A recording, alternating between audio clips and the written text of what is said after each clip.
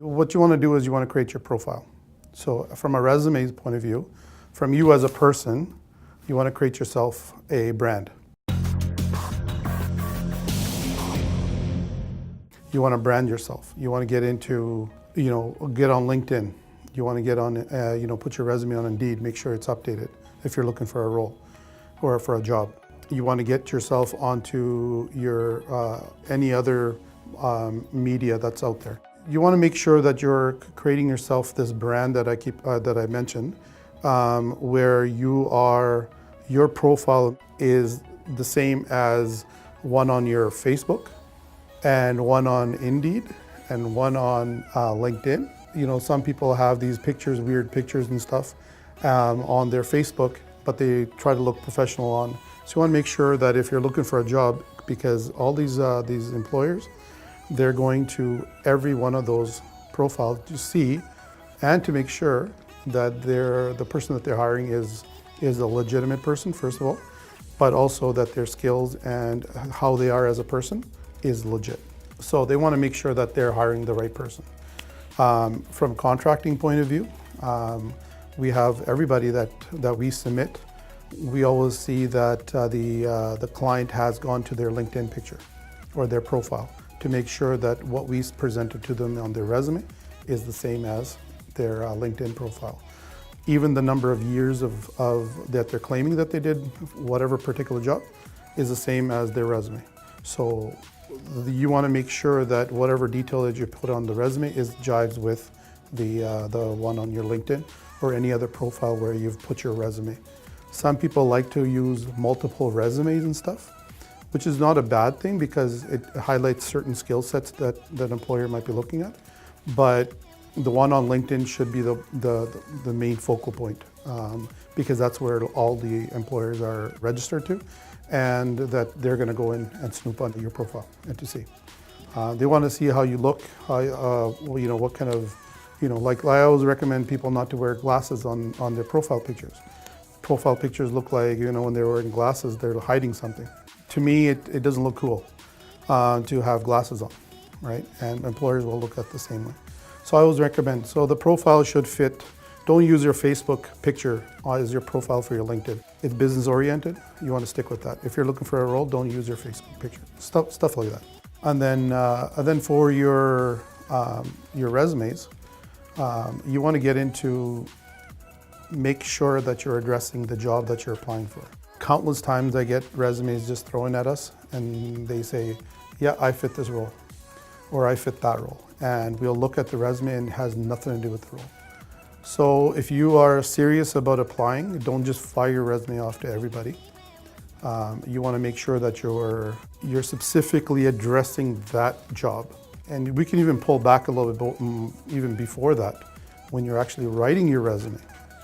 I was mentioning the STAR approach, the skills, tactics, your actions, and your results.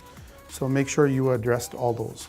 You want to make sure that your resume is chronologically in order, from the most recent to the most like I've had some people do it the other way. So you had to skip down to like 10 pages, and then you finally find the first job or the latest job that they worked on. So you want to make sure that it's the most recent to the oldest one. And make sure you have your dates and stuff all in line. Countless times we don't even have dates on there, we just have a year. Pretty certain that people haven't worked there for the whole year. They might have had a 6-month contract, but they just put down 2017 or whatever. And there's no months involved or anything like that. Employers, for us especially, they like to quantify how much experience you have. So from quantifying how much experience you have, they want to see, for example, C# developer. They want to quantify how much experience you have as a C# developer. So they'll look at the resume and they'll see, 2017, 2018, whatever all the dates. But they can't quantify that, or they'll put it in their skills objective thing in the top. They won't be able to see how much experience you have. And they don't even mention C# in the resumes or whatever. It's really important to chronologically put your resume, make sure all the dates are there, make sure your sentences make sense, make sure that there's no, you're using the wrong words or something like that. And also do a spell check. We've had countless resumes, 20-year veterans of project management that can't write complete sentences, or they have spelling mistakes. So those are really important if you want to get yourself taken seriously. The biggest thing is, I always recommend when I'm talking to potential candidates, is look at the job, go to each bullet point that is in the job and address it, make sure it's addressed in your resume. So this way we know all of the keywords are addressed in the resume. It's very, very important. You can't get a job right now because they have hundreds of resumes coming out, and potential employers, they have hundreds of resumes coming in. You want to stick out. So if they keep getting resumes just thrown to them, they're just going to throw them out. But if you're addressing to the job and making sure that your resume is professionally done, and then they'll look at that.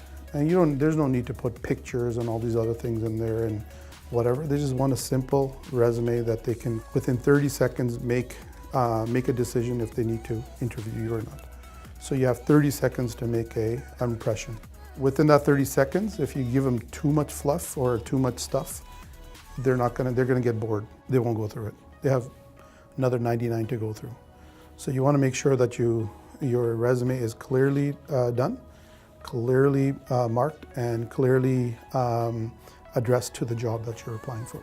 You're doing yourself a disservice if you're not doing it that way, because instead of having two, if you apply at 3 jobs, rather than having 2 employers or 3 employers reach out to you, they're probably going to have none. Right? So you're doing yourself a disservice if you're wasting your own time trying to do a resume that doesn't completely make sense. So, yeah.